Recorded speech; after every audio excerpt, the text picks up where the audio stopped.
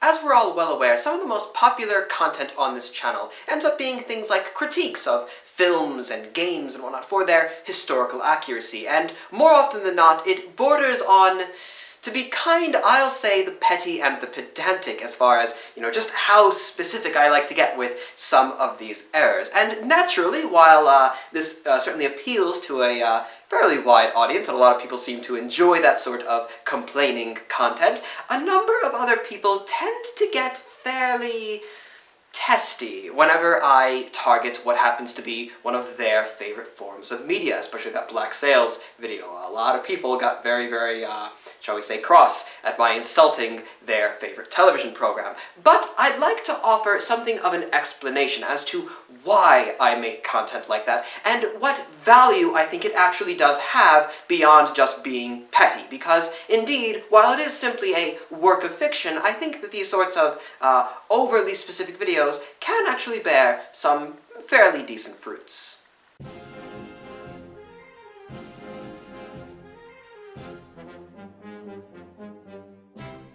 Black Sails, The Patriot, Sharp, the Total War series, Assassin's Creed. Don't worry, I'm sure that one will be coming up soon enough.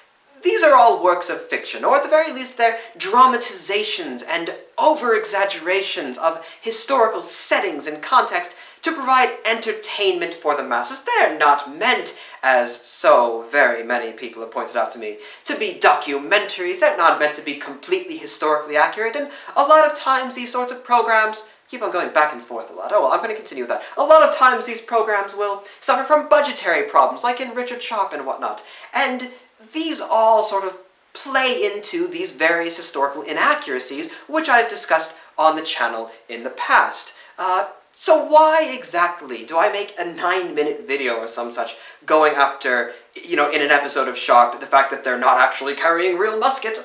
Why the excessive pedantry? Why complain about a firearms commercial that happened to show an incorrect noise for a musket? Why have a 20-minute long video about Napoleon Total War, the game, talking about how in a parade which I made, that's not what it would actually look like? What's the point of all of these different things, if not to just be really, shall we say, arrogant and, to make some fast YouTube dollars? Well, actually, that happens to be one of the most important reasons right there. It's popular content, it's easy to make, and, well, I think most people find it, or at least a lot of people seem to, find it entertaining. But I think that there is something more to it than just that. It's not just the fact that it's mildly entertaining that I make these videos. I think there is something of a greater purpose that can be found in that sort of content. I am, believe it or not, aiming at some greater goal there than just, making people angry on the internet or some such. And that is that in all of those different videos, be it, complaining about a television series for having an inauthentic portrayal of some maneuver or whatnot, or a game series for having mechanics that don't accurately show how things would have been in the past, or maybe a uniform being wrong here, that, any of these different things, I use those programs, those shows and those games and such, as a medium to discuss genuine historical topics. Take, for example, my Black Sails video, where I was able to talk about a vast variety of topics which otherwise I wouldn't have thought to make a video about, and indeed for many of them wouldn't have necessarily deserved a whole video on their own. But by watching that one video,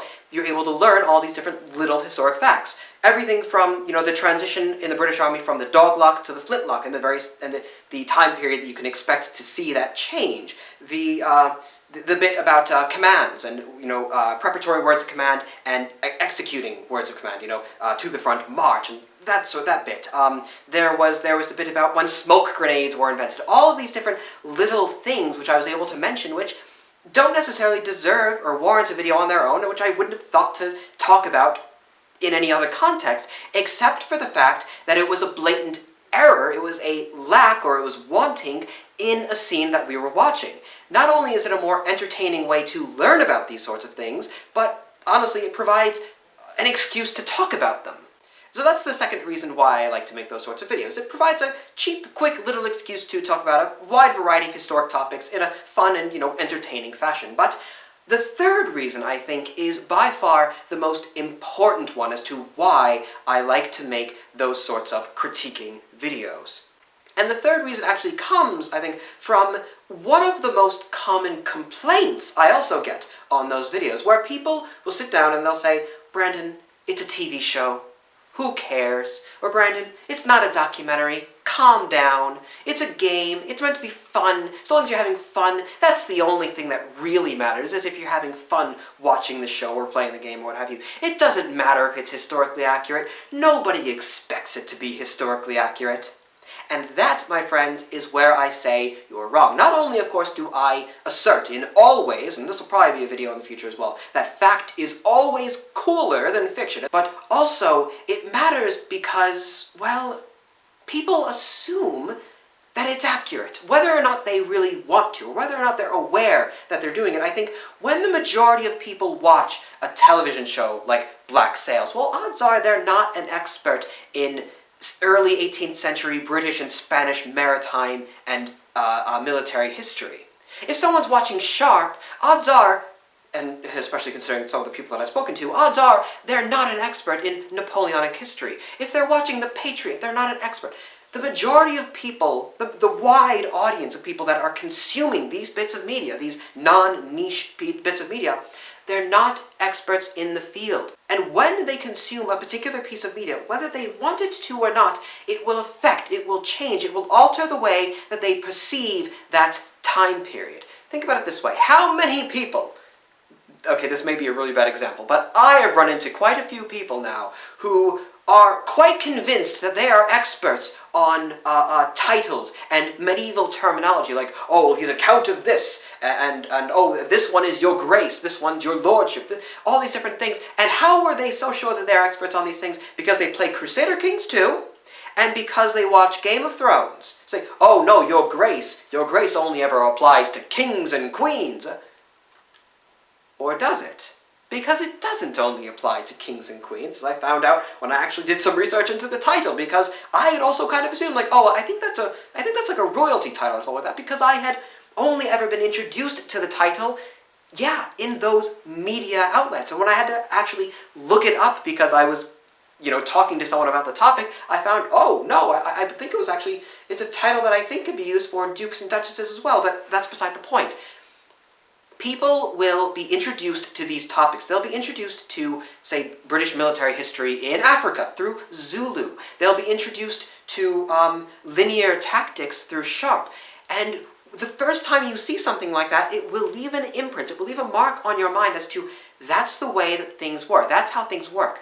All of these misconceptions about, for example, the 18th and early 19th century of those silly, why are they lining up and shooting at each other? Why don't they just duck? Wouldn't that make things so much easier for them?